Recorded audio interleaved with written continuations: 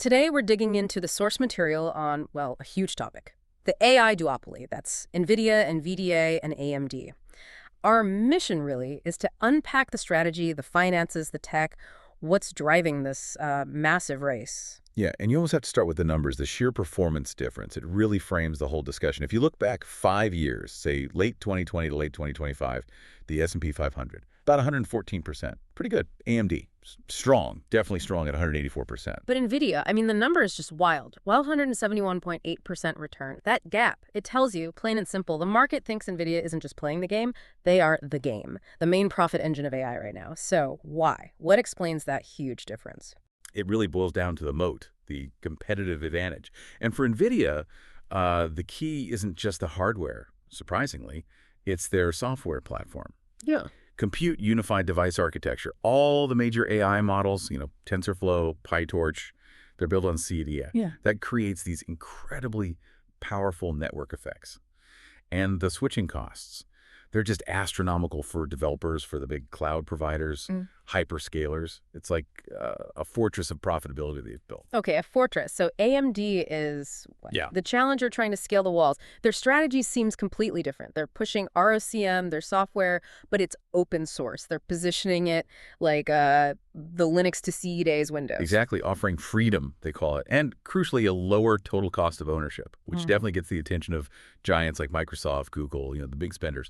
Plus, AMD has this unique play where they can sell both the CPU, they have the x86 license, and the GPU, the Instinct line. So a potentially more unified data center platform. That sounds appealing, a one-stop shop almost. And this is a big but, highlighted in the sources. Their success hangs completely on execution. The hardware, like the MI300X, it's powerful, no doubt, and they have more coming. The problem is ROCm. The perception in the developer community right now is that it's still immature, a bit unstable, maybe buggy. They absolutely have to win developer trust. That software gap, it's real. Right. And you can see the impact of that gap, or maybe the cost of NVIDIA's software dominance directly in the financials, can't you? Just look at the margins. NVIDIA's gross margin is, what, 75%? And operating margin, an explosive 62.4%. That's incredible. And return on equity over 100%. 105.2%. Yeah, that 62% operating margin for NVIDIA isn't just good, it's practically screaming monopolistic pricing power. Now compare that to AMD, their operating margin, 7.7%, thin. And ROE, return on equity, is pretty anemic at 4.9%. What that tells you is AMD is basically competing hard on price. They're trying to buy their way into the market. NVIDIA doesn't have to. CD gives them that pricing power. Which leads us straight into this, well, frankly, baffling valuation paradox we see in the market. NVIDIA trades at, 53 times trailing earnings. High, sure, but it's anchored to these massive proven profits they're already making.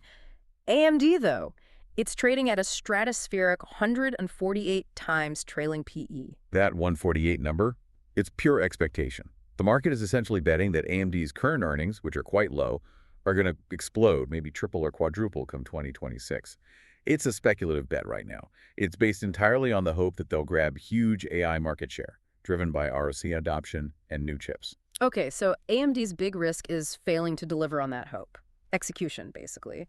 What about NVIDIA? What keeps them up at night, sitting in their fortress? Their risks are mainly external, interestingly. First, extreme customer concentration. Think about it. Their top 6 customers make up 85% of their total sales.